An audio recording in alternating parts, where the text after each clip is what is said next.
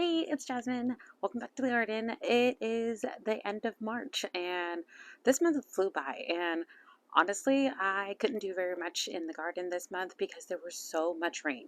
Weirdly to say for California, but like every weekend I wanted to come out here to do something, it was pouring.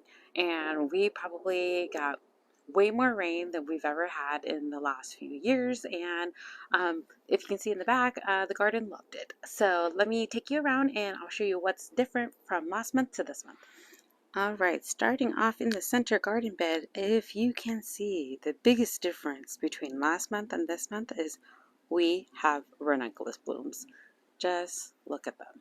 Like, look at the color and the vibrancy of it all.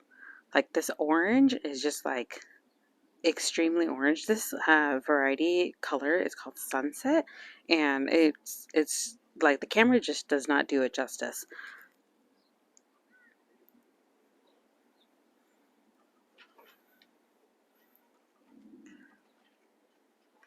So if you can see here, some of these blooms are a little bit past where we want it to be. So here, this particular bloom doesn't have that many petals, and I think it's just because it's one of the very first to bloom, and so it's kind of still developing. And it kind of looks more like a poppy than it does a ranunculus. So the stage that you want to pick ranunculus at is actually like this one. This is at the marshmallow stage. So if you kind of like give it a little squeeze, it kind of feels like a soft marshmallow. Whereas like this is a little bit too far past, and these will probably only last in the vase maybe like 3 days, whereas this one could probably last in a vase for, I don't know, up to 10 days.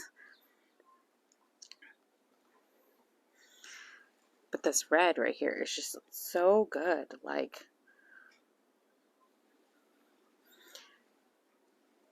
and then there's a salmon.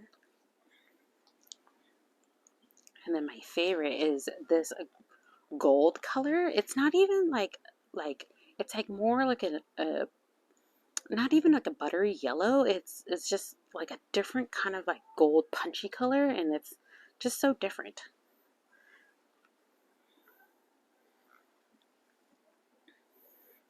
All right, moving on. These are our Black Knight Scabiosas, and they are coming along. They are putting up a lot of growth and a lot of size, and I'm hoping it's going to start budding up soon.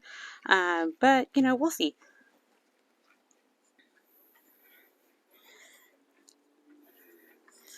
All right, coming in, we are taking a look at our Snapdragons. So the Snapdragons, in the last video you saw that I pinched it, and so they have started to branch out. So this used to be like only one stem, and now it's turned into like 3 or 4 stems. So, you know, expecting that each one of these is actually going to turn into a flower bloom stalk. So, you know, essentially when I pinched it, it's creating more branches, therefore more blooms. So that's why we want to pinch things.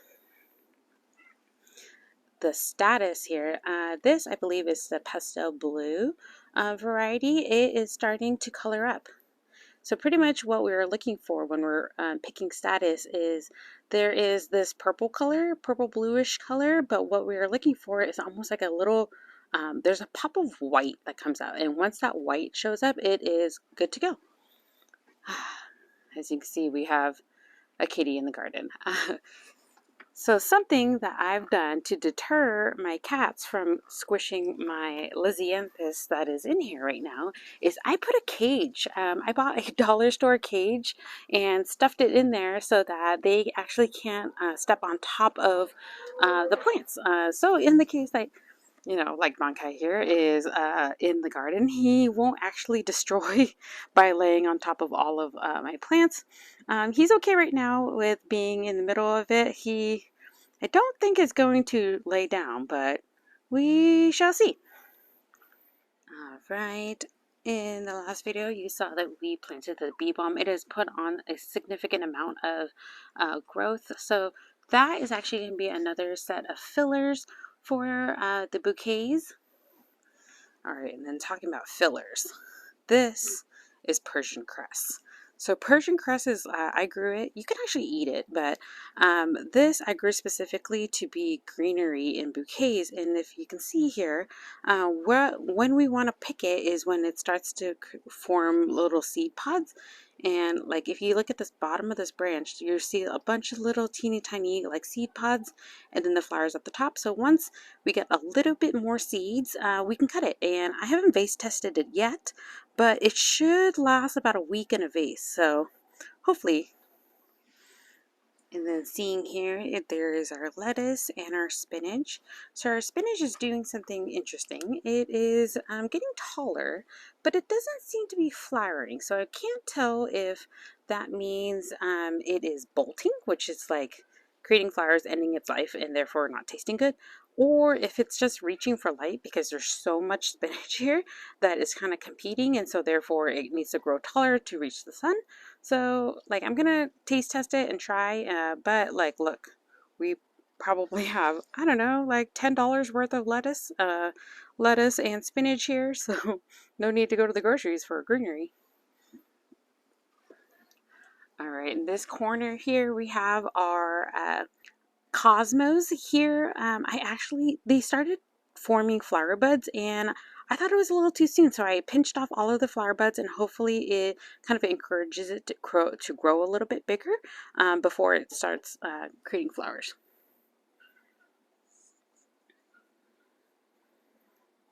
All right, and over here we have our Feverfew that is greening up. So less yellow, more green. So I think the fertilizer for it kind of worked out. And the Yarrow, it just exploded. It was like barely anything before, and now it's just like so much Yarrow.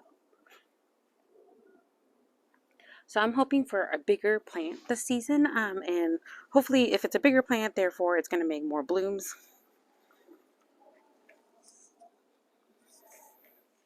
Another shot of Bankai in the garden. He's literally just laying there.